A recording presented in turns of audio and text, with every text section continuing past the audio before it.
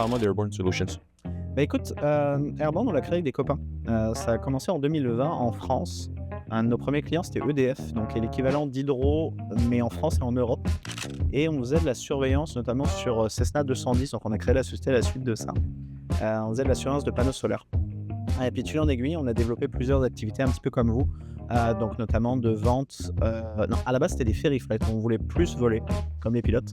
Donc on a voulu, augmenter un petit peu nos vols de convoyage. Seulement, ils sont un peu difficiles à trouver. Donc on a rajouté la partie, vente et achat d'avions, donc ce qui permet de faire des ferries, en fait, jusqu'au bout.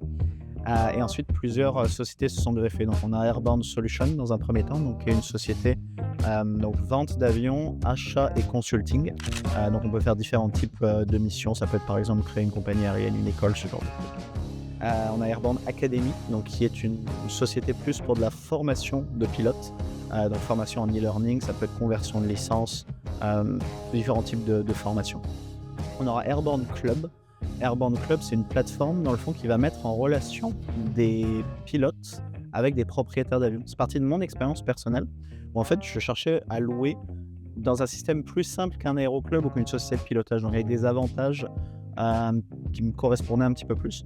Donc on a créé cette plateforme, donc il met en relation donc ces deux mondes. Ça permet aux pilotes de louer des avions un peu moins cher que dans une société, avec plus de souplesse que dans un aéroclub. Donc partant de ce postulat-là, on a créé cette entité. La dernière, c'est la plus récente. C'est une marque qui s'appelle Airborne System. Donc dans le fond, c'est deux divisions au sein d'Airborne System. Donc on a une partie plus intégration de systèmes avioniques.